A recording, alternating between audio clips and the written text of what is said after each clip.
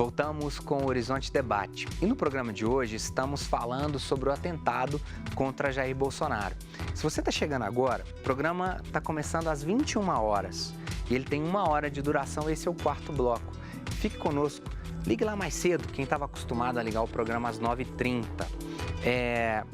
A Aline, lá de Lençóis Paulista, que alegria, Aline, lá do interior de São Paulo, ter a sua participação, ela diz assim: tal como aconteceu com Donald Trump nos Estados Unidos, os eleitores de Bolsonaro levam-o a sério, mas não levam ao pé da letra tudo o que ele diz. É o contrário do que ocorre com alguns analistas e a imprensa tradicional que não levam Bolsonaro a sério, mas muitas vezes cometem o erro de tomar o que ele diz ao pé da letra. Eu acho que isso aqui é interessante, nós chegamos a discutir isso, né? Assim, o eleitor do Bolsonaro é um sujeito que tem acesso às informações do candidato e é muito fiel ao candidato. Porque uma pessoa que, às vezes, está partilhando de informações vindas do Jornal Nacional, ou vindas da Folha de São Paulo, ou vindas do Estadão, tem uma leitura que é, naturalmente, uma leitura diferenciada. No intervalo, né, professor Alice, a gente falava sobre uma certa covardia, em alguns momentos, uma certa até disfarçatez da imprensa brasileira, polidez, né? Assim, né? De dizer... Somos neutros. Não, gente não. Quem vai tirar a opinião é o leitor, ele que vai dizer se é isso ou se é aquilo. Tem que deixar isso muito claro. Os jornais em Minas fazem isso, mas não contam para o leitor que a gente é de esquerda, a gente é de direita, a gente defende esse candidato. Qual o problema nisso, né? Nas democracias mais maduras, como a gente falou, isso já é claro. Você sabe qual jornal seguir para você ter a sua ideologia ali ressaltada. É claro que a gente tem que ter os dois lados, você tem que ler mais coisas, ter os dois pontos, mas você compra um produto, você assume a assinatura de um produto, você sabe, esse cara aqui está falando disso, eu gosto dessa linha, vou por aí. Qual o problema nisso, né? Essa análise que o professor Alice está dizendo não há informação que é passada, por exemplo, um programa de debate como o Horizonte Debate. As opiniões do professor Lucas são passadas aqui, ele destrincha todas essas opiniões, mas não queira pensar que um jornal é um jornal neutro. Nunca foi. Né? O jornalista ele tem as opiniões na hora que ele coloca, né? E é bacana na hora que o telespectador consegue perceber o que esse telespectador, o que esse jornalista, o que esse apresentador está pensando, né, Vadir? É claro, eu acho que a opinião e a informação é importante. Não pode ser revelado, né? Você fingir que não tem uma opinião dando uma ideia subliminar. Essa que é ruim. Se você pudesse falar, olha, não, esse jornal trabalha com uma vertente mais de esquerda, esse com uma de direita, seria ótimo. Que você saberia até procurar outras fontes. Porque uma coisa muito interessante que acontecia no jornal era, por exemplo, tinham duas fotos, de um candidato A e candidato B, ou de um político A e político B, de um partido e de outro, e tinha que a gente escolher uma foto, eu era diagramador na época, que era uma foto de um sorrindo e outro de cara fechada, né? Então, assim, vamos usar do mesmo tamanho, mas esse aqui vai estar sorrindo para frente, o outro vai estar com a cara ruim. Ou seja, obviamente é uma maneira subliminar de dizer estamos... E eu acho que a gente tem que questionar também uma coisa.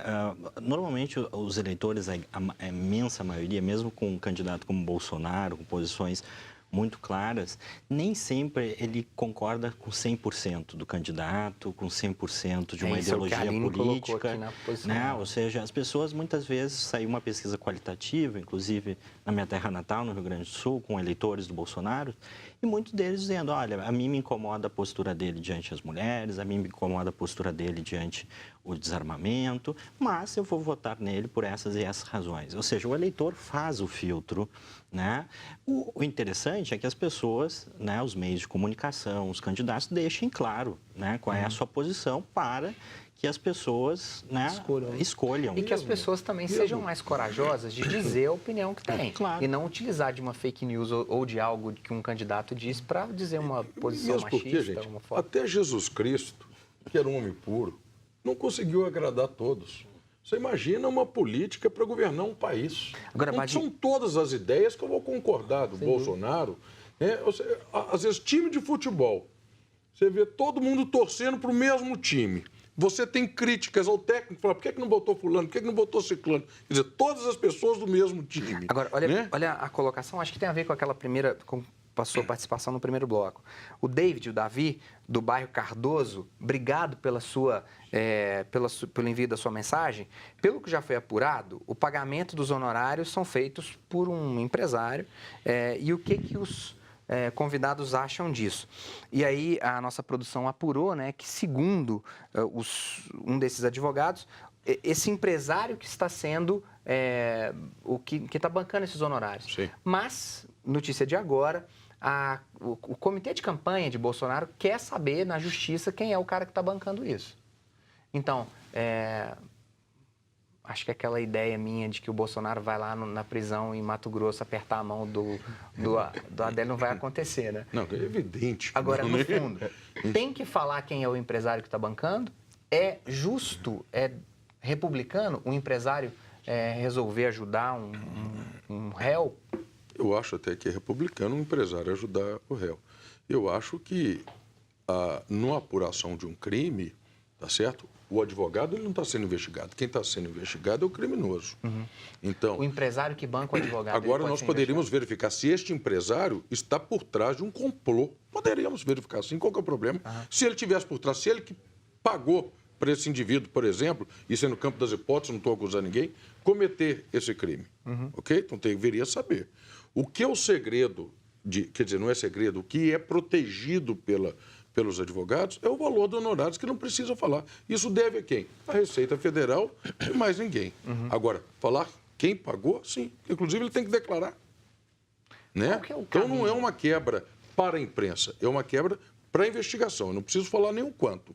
Isso é competência da Receita Federal. Lucas, Agora, qual é o quem caminho a bancou, eu acho que partir tem que do descobrir. atentado, a partir desse desenrolar dessas novas notícias, né? A produção coloca uma notícia que é bastante recente. Qual que é o caminho? Aumentou a popularidade do candidato, evidentemente, mas leva a uma lógica, nossa, esse sujeito que foi atacado, ele deve ser um homem bom. Eu acho que não tem assim uma lógica tão clara, né? As pessoas se identificam, né, com o fato, né, se mobilizam, mas até agora o que a gente vê de dados de pesquisas eleitorais beneficiou bastante o candidato, né?